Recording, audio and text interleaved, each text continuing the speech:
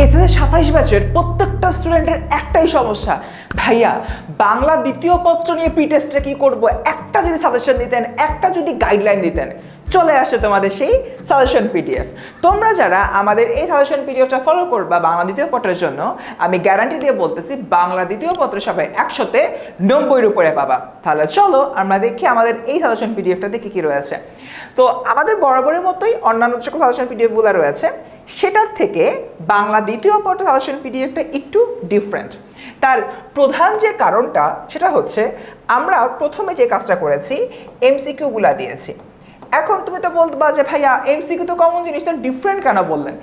ডিফারেন্টটা এই জন্য, কিছু কিছু টপিক যেরকম ভাষা ও বাংলা ভাষা, এখান থেকে তোমার একদম অনেক পুরনো যে সকল বোর্ড প্রশ্ন রয়েছে সেগুলো আমরা দিয়ে দিয়েছি। এখন এটা দেওয়ার কারণ তোমাদের প্রি টেস্ট পরীক্ষা অ্যাকচুয়ালি এই বোর্ড প্রশ্ন থেকেই তোমাদের কমন আসবে। এখন কত বছরের বোর্ড প্রশ্ন পড়তে হবে যেহেতু সেটা আমরা জানি না, যদি আমরা আইডিয়াল কেসে বলি 5 বা 6 বছর পড়লেই হবে, বাট তুমি যদি বুদ্ধিমান হও এবং একটু যদি বেশি পড়ুয়া হও তাহলে কিন্তু একটু আগের বোর্ডগুলো তুমি পড়ে ফেলবে, তাতে কোনো রিস্ক থাকবে না।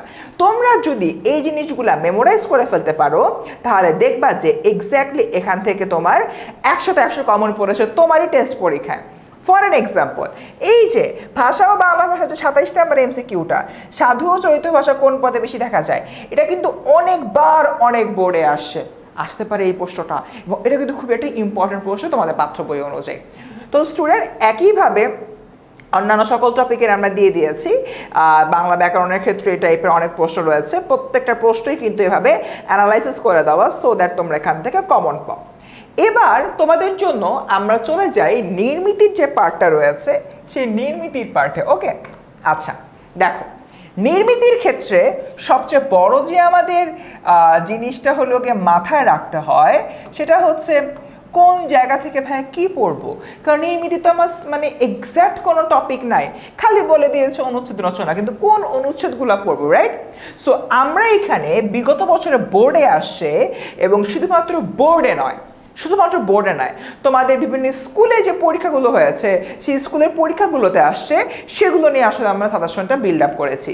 তো আমি তোমাদেরকে এতটুকু গ্যারান্টি দিয়ে বলতে পারি, এখানে দেখা যাচ্ছে যে তোমাদের প্রায় 25 আমাদের সাজেশনের 26 নম্বর পৃষ্ঠা থেকে শুরু করে 76 নম্বর পৃষ্ঠা পর্যন্ত যাবতীয় নির্মিতি যে সকল টপিক রয়েছে সাজেশন দেওয়া, এবং সেটা কিন্তু হচ্ছে কি উত্তরও লেখা।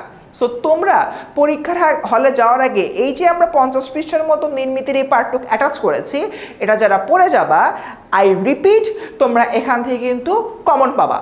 এখন ব্যাপারটা হচ্ছে ভাইয়া সব তো মুখস্থ করা সম্ভব না, কি করব?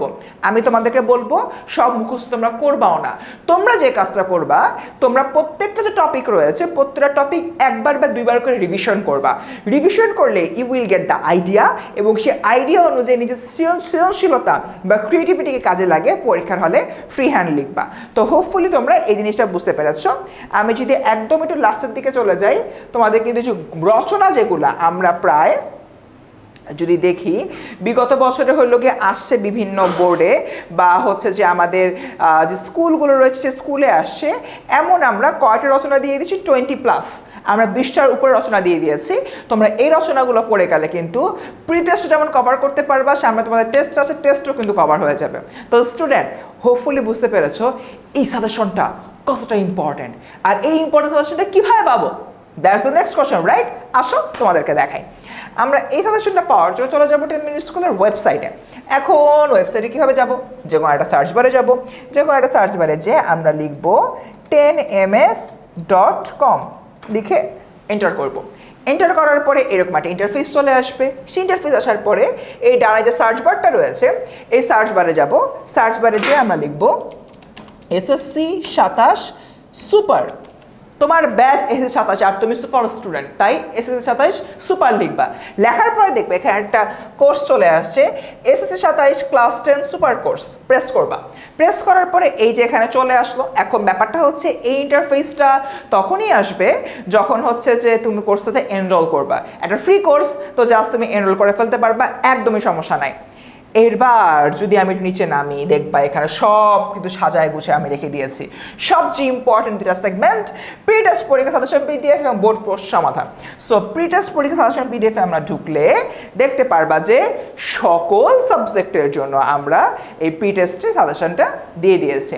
তার মানে বুঝতেই পারছো এই একটা তোমার free course entire pre test তোমাকে বাঁচিয়ে দিবে এবং শুধুমাত্র তাই না, বাঁচিয়ে দিবে বললে ভুল হবে, প্রি টেস্টে তুমি তোমার স্কুলে ফার্স্ট সেকেন্ড থার্ড হবে কিনা সেটাও নিশ্চিত করবে।